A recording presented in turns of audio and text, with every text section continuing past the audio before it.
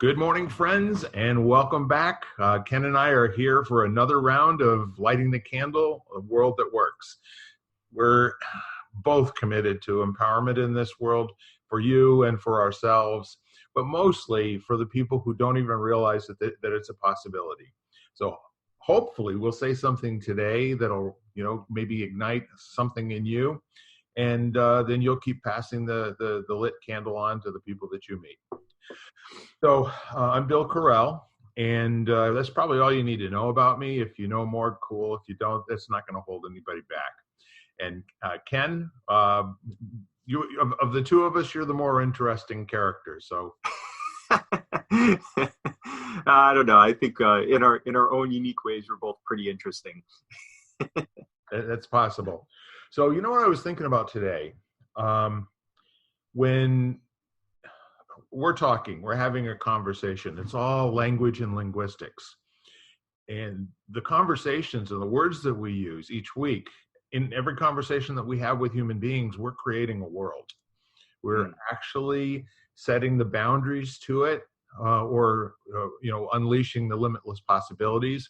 But every conversation has to be first spoken, then listened to and understood, and then examined and questioned. And then as that is happening real time, something gets created, and if there's a feeling that comes along with that, something in the body, then something new may possibly be have created. So for example, if you make someone smile, they not only, you can't smile without feeling something in your chest, and in your back, and sometimes you'll get goosebumps while you're smiling.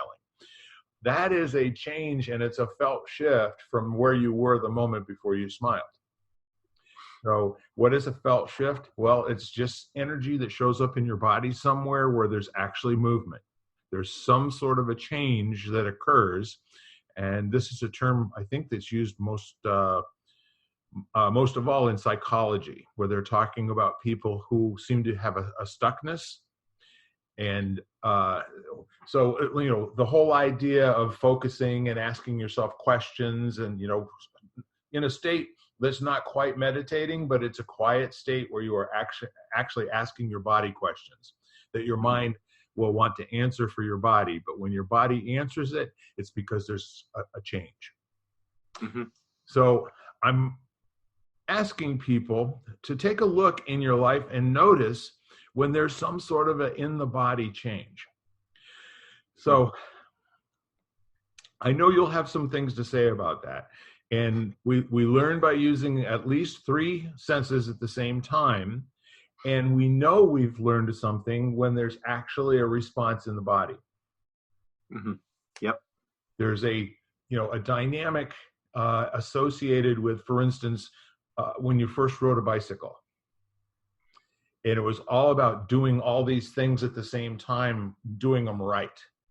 Mm-hmm. The tension was completely on, trying not to fall down, et cetera, et cetera. However, once you have balance in your body, the rest of your life, you know what that is, and you can return to that state. Mm-hmm. So I've covered a lot here, but the whole idea is, what do you think about having a chat about language, linguistics, and creating worlds? The lighting of the candle is first done by either speaking or reading or writing or something of that nature, some sort of language communication, I say, just as a jumping off point. Yeah, I mean, it's interesting how, the information has to be introduced to us in some form, so, and the language really gives you a way to clarify and create, a message, and it is interesting. I've been thinking about that a lot actually lately, especially just, when there's so much of the world is kind of in a state of alarm and crisis. It can be challenging to be intentional about the words that you're putting out there, and it becomes, sometimes it can, if we're not thinking about it, we're just either, echoing back or repeating things or just saying things without really, I'm doing it right now, but I pause for a moment to think not about what I want to say, but the impact, the potential impact those words would have, you know, and personally, my core values are grace, balance, and respect when speaking. So, you know, so doing it in a way that's not going to be judgmental or attacking, or, you know, it may not be received well, but not intentionally confrontational just to be that. So, you know, so it's interesting. I think that behind the linguistics and the words that you use and all the fun things you can talk about with that, you know, simple things like replacing the word but with and in a sentence and see what happens. I want to be in great shape, but I don't have time. I want to be in great shape and I don't have time. It opens you up to solutions, right? So you have that part of it. But I think the underlying thing is, who are you when you're speaking, you know, and are you aware of who you're choosing to be when you're speaking, as like a starting point to having more meaningful, you know, like impact from the language, result-oriented language, I guess you would say. Yeah, so that's really very interesting. And there was somebody long ago, I don't remember who it was, who explained to me that the word "but" is the most powerful argument in the world. It immediately dismisses anything that you just said before it. Yep. So if you want to honor somebody and you're repeating what they're saying, don't use the word "but" after it. Mm-hmm. You know, anything but, you know. Yeah. And it's interesting how we teach, it's one of the first things we teach to team members. Yep. You know, we talk about certain words like that, and we're not telling them not to use it. We're just telling them to notice when they use it. Right. And then giving them an alternative, you know, and it's kind of like, you know, we would see this with kids. Telling a kid to calm down or to not do something, it's not actionable. You know, you're basically creating a void, and you're not giving them information on how to fill it. So, you know, so that's why if we have kids get frustrated, we would teach them to count out. They'd make a fist and they'd, you know, do like a 5 count and put it on their stomach and do a diaphragmatic breath. Mm-hmm. So same thing, if someone just says to you, "but" is a disqualifying word, what do you do with that? There's nothing that you can test and experiment that replaces it. And I wonder if that doesn't written down anywhere either. You know, yeah. I don't. There's probably not a book that's called how "but" invalidates your entire life. You know. Yeah. We could write that. Yeah, you know, and it's interesting, and we, you know, we started playing with different things like that, and even things like word fasts. You know, I think I've talked about it. I removed the word "I" from my language. It ended up being a year of intentionally working to speak in a way where I did not show up. And it was a practice in being more we oriented and more collaborative and group oriented, and also a little bit of starting to notice how much the personal ego can take over and skew things, and, you know, relationships and that kind of stuff. And it was a year just because I was a slow learner, and then it was integrated back. And now it's interesting because what it led to is more just a relationship with thinking of I, we as a spectrum. And sometimes your center of gravity is more towards, you know, expressing things through I, and other times it's shifted more towards a we and less I. Never right or wrong. Noticing it is the key. And it started by thinking intentionally about a certain word and either adding it, removing it, or replacing it. You know, another good one is try. Very vigilant about the word try showing up in language and what that influences. And another couple quick examples, yes or no, not sure. Like, or, you know, so it's just be definitive. You know, sure is a lot of times can be kind of, I'm agreeing, but I don't really want to. Like, so, right? Or yeah. right, you know? Yeah. I believe that's called fogging. Yeah. Yeah. So, and it's interesting, but if you don't, you know, it's first there's bringing attention, but then there's also what's the alternative? that you can test and experiment with to see what's true for you, Mm-hmm. how it works for you. I kind of like that. When you were doing the eye experiment, were there other people that were going through this with you and kind of imposing the same rigor on themselves at the same time? No, no one knew. Yeah, Oh, no okay. one knew. Yeah, I usually when I'm doing these experiments, I don't say anything to anyone. I just test them. So, and then afterwards, You trust your own readout on it, huh? Good for you. it was more. It's more about I'm doing it for very personal reasons, and I don't want to unnecessarily influence the outcome by bringing people's awareness to it, because now once they know the way, what I'm most interested in is creating graceful responses, Yeah. and and adding value to the relationships of the people around me.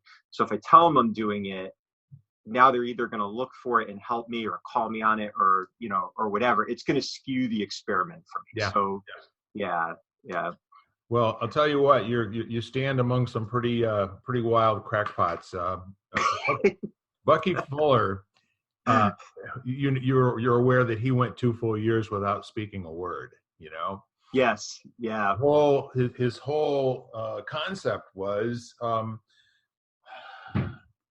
it was on the end of a really terrible failure. I guess he got out of college and was recognized as an engineering genius, and all his friends gave them all their money and everything. So he invested in all these prefab homes, and oh man, this was going to be the new way for everybody to get what they wanted at a fair price. Everything was built into it. It was extremely energy efficient. It was, this, that, and the other thing. It failed. They lost all the money. And he was so broken down about it. He said, I'm tired of people believing me. I'm tired of people listening to what I say and thinking I'm infallible. I'm not going to speak again until I feel like I really have something to say, something new, something different. Now, that may not be entirely accurate in terms of every detail. However, that's the gist of what he did for Right. Now, it put a lot more weight on his wife, who became his interpreter, who would actually do the speaking in situations where he needed to respond to people. Yeah. I think that's remarkable, because what he did after that is he circumnavigated the globe speaking all over the world at different colleges, universities, and consortiums and what have you. Over 3,000 events, for the rest of his life. He was still in demand in his 80s. And he had fun, because he would play a game called How Long Can I Talk and You All Will Still Listen and Sit in Your Seats. He didn't tell them. But I think he ended up at one point for like either 36 hours or 48 hours straight, and he still had most of the audience there after all that time. So that's awesome. Well, I mean, I can't imagine keeping anybody's interest these days for more than 15 or 20 minutes. That's why we're doing these a half hour at a time. So in the meantime, while you were speaking, what I was thinking is that, so and is another good word. And in a lot of conversation, that is also, become a crutch. Like it has to be and.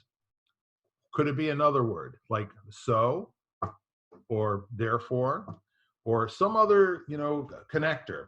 Like, for instance, if you're having an argument with your 9-year-old daughter and you say, I know you think it's appropriate for you to go over to your friend's house and smoke cigarettes, instead of using the word but, or using the word and, so comes out instead of that, and then what can come after so? So that means you also are probably old enough to support yourself and get a job, and I think all those sorts of things as well. So how about you don't get any clothing allowance for the next 3 months? You get to wear the same old stuff you've been wearing, or something of that nature. But if we use the word but, whenever we're thrown to use the word but, first of all, we have to hear it coming. Right. Yep. So that's where and has really always been a very wonderful thing, because there's nothing in and that he says what you said, and I'm neither agreeing nor disagreeing with it, and there's this to say about that. Hmm. Yeah, it's a fun experiment, and there's probably for most people not a right or wrong. Yeah, And we would talk about that. Start with and as just so you have unless you have a better idea, sure. and then test other things and see what works for you. It's funny that example you used is an interesting one, especially in dealing with the consequences of people's choices, right? Like that. Um, One of the things that I practiced was if my response was going to be an I was the first word, I try to swap it out with a discovery word. So, like, for example, why do you feel that it's okay for you to go smoke at your friends? Instead of like more, I'm coming from a place of knowledge and wisdom, which I may be, but now I'm pushing. I'm gonna engage their resistance because they're already holding a position. So instead, it's the word, and the word triggers me. If I find myself wanting to say, you know what, I used to be your age, or I think, or I know, or I've learned, Yeah. stop myself. And that may come later. It's nothing wrong with it. It's just become like a signal for me to ask a question to better kind of get them to define their position before I just start throwing my thoughts at the wall and seeing what sticks, So Well, this is like a big rabbit hole you could really go down. 100%. And the really interesting, in my experience, the word why has the same invaluable necessity in our language that but has always had. Mm, Simply because if you ask somebody a question mhm. and it starts with the word why, what do you get 100% of the time? An answer. Yeah. Oh yeah. Yeah. As opposed to when you say, why would you go to your friend's home and smoke cigarettes when you know, et cetera, et cetera, et cetera, Mhm. then now they have to justify not only the action that they took, Mhm. but that they were a sentient being while they were taking the action. Yeah. That there was a reason for it, Yep. So the whole idea of reasonableness and unreasonableness, if you really like somebody, then you find other words to use in place of why, because you have that ability to create the world coming out of their mouth. It's Mhm. either going to be a box this size, or it's going to be something potentially wide open that you can take a look at. Yeah. Do And as you're saying that, it's interesting because tone comes into play Yes. huge in this. So I'll give you a how example. Yeah. When I over the years, it'd have so many teenagers, parents would be like, they just did this really, really dumb thing. And because, as one of their teachers they respected, I'd have the conversation with them, and not really, more just so that for the parents, it was usually having someone outside of the familial unit Yeah. that they had to be accountable to, so they do whatever dumb thing. And the question I'd ask is, how's that working out for you? Yeah. And like half the time they would cry, like, not good, Yeah. So, but it was interesting because I had to be very careful to not put the tone where it's, well, how's that working out for you? Like kind of accusationally or judgmentally. It was always from a place of curiosity, Yeah. So a parent saying, why in the world would you do that? That's not open. That's not open, as opposed to, well, why do you think that would be okay? I'm genuinely curious to hear, so it's funny how even the tone now has, like a lot to do with how it's received beyond just the words that we're saying. Absolutely. We've had this conversation before, but when we talk about three legs of language, the first one is the structural one, which is object to object, where I push you, you push me. Okay, Mm-hmm. or the relationship of me, my backside on this chair. This chair has a contract with me that it's going to hold me right here where I am. That's my contract with the chair, because that's what Mm-hmm. chairs do, right? So then there's the next one, which is, it's got a lot of different things, but it's nonverbal immediate language, where there's gestures, and you can do this with animals, and it's being to being. It can be another person. A smile is going to get you a smile back in most cases, but it will almost always get you some sort of a reaction. No words. Right. And then the last thing is the representational language. And what's really fun about this is that representational language has to do with the words that we use in any descriptive sense are an approximation of what something is, Yeah. But it's a starting point for two people in a conversation to be able to hold something up and then possibly share a view of it and distinguish what they see that's the same and different. So all three of those things, the smile, the tap on the shoulder, and then ultimately, what the hell were you thinking? Whatever Right. the language is, or what were you thinking? Yeah. Or No, it changes it completely. What were you thinking? Yeah. Yeah, that's interesting about the representational nature of language. I can remember it's going back 20 years when I first started working privately with John, my mentor and martial arts instructor.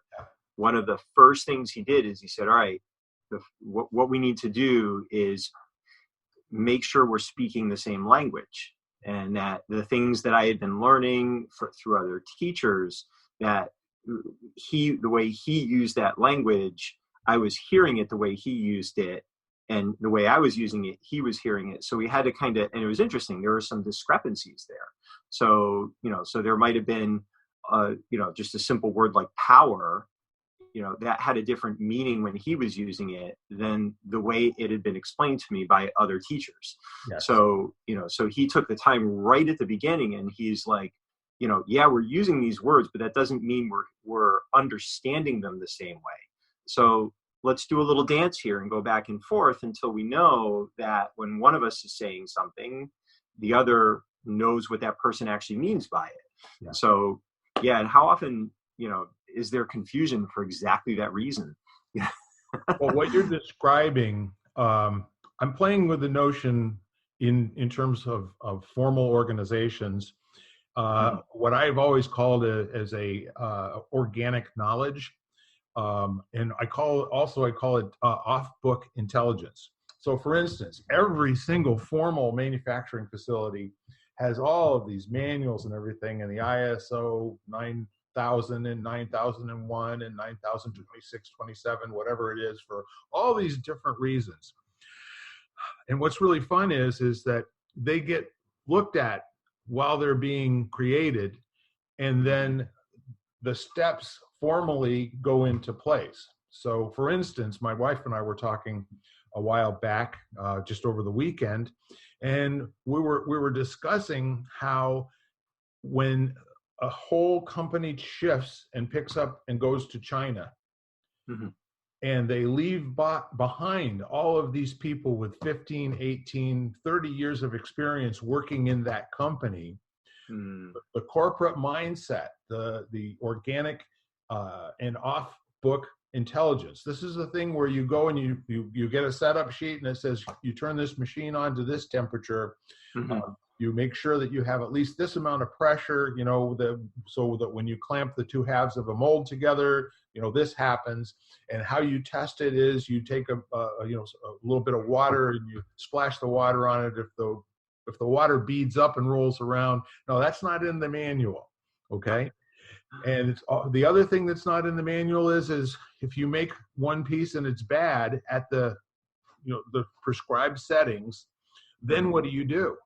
Well, this is where, Joe, who's been here for 18 years, he says, what they fail to take into account is that temperature gauge is incorrect. It's off by 8 degrees. Okay. I mean, if you're working in an environment where somebody has to figure out what's missing in order for the rules to be applied and to actually work, that's what I'm talking about, is the off-book experiential knowledge that human beings have to have that even putting notes into a computer, if the computer were sentient and able to, had AI and could read all of the notes, it still couldn't relate to that mold. It couldn't relate to the rubber or the plastic or whatever it is that's going into the mold. This is where human beings and people do make a huge difference. They're not a small part of the equation at all. It's one of the biggest barriers to scale. Exactly that. You got that institutional or organizational knowledge, that kind of hive mind. And if that's not, if you haven't created a structure that allows for like a communication superhighway, so that gets translated beyond, what the system just lays a framework, but you're right. It's the humans. I'm like convinced that you can scale almost infinitely if you have the right humans, in place. They'll overcome any issues with the model or the systems if they're aligned and they've been trained to be skillful and independent thinkers and all that kind of stuff. And you've got all that, and they have to be the ones engaged. The unconscious competence is what really kills organizations. You can ask people what they know, and they'll answer your question with what they know. And it's not contextual. It has no, outcome, either good or bad. It's a prediction, or these are the steps in the thing. However, if those steps are not working, what will then come out is something they weren't even aware that they knew. They'd forgotten that they knew it. But why did it come out? Because we're having the conversation and it's applicable and it's something that I can bring to the party, to make this a better situation. Yep. And that is 95% of consulting. Good consulting is all about that. And it's just such an interesting thing how you've got it's much harder. People are a variable that's much more difficult and challenging to account for. So I think sometimes the default is to focus on the manual, and then try to force the people to just implement the manual, as opposed to figuring out how to make it, we would talk about it all the time. How do we make it easier for people to just make the right choice, for the situation, or at least look for a better choice, or, be open to that. But that gets messy. It's much more difficult and it's funny. I mean, it's just circling back. It's the same thing with language, how each person expresses language, how skillfully they do it, is going to be a fluid thing, and it's going to be ever changing over time. Yeah. So it's probably why a book has never really been written about it, because it would only work for a small percentage of people. It might be a stepping off point, but we're all too unique. It is one of those things that's very powerful and not very useful. Yeah. Again, the whole crux of language is it's 175% contextual. Mm-hmm. We can say the same thing, in 5 different groups of human beings to start off a conversation. And I love this, when people say, well, I didn't go to that networking meeting because I already know what everybody's going to say. Well, the fun part of it is good luck with that. You have no idea that somebody can say one thing, that completely shifts what the tone, the tenor, what's interesting for people to share. And I have to tell you, that's really what life is all about. Not the by rote, what did you see on TV last night, but what did you not see on TV last night that you've heard secondhand and it concerns you? And what are your concerns? And how have you felt this way? And what would it be like, in this world that we're creating where we're lighting the candle and everything works? Wow. How could we return to that state over and over and over from that didn't work. I got a fly in here. He seems to be wanting some attention from me. I'm going to give him some bad attention if he doesn't keep it up. So Ken, we're getting close to the top of the half hour. anything you'd like to say is by way of a segue into the next 30-minute session? No, nothing comes to mind. This has been just kind of a fun, free-flowing conversation, just playing with language. Yeah. Well, awesome. So thank you all for tuning in. And if you've listened this far, we're going to be doing another half hour in just a moment. So stand by for news. Be back shortly. You've been listening to Lighting the Candle, A World That Works, part of the Exvadio Podcast Network. You can hear us at exvadio.com/podcasts, Apple Podcasts app, Google Play, Spotify, iHeartRadio, Stitcher, and wherever you find podcasts.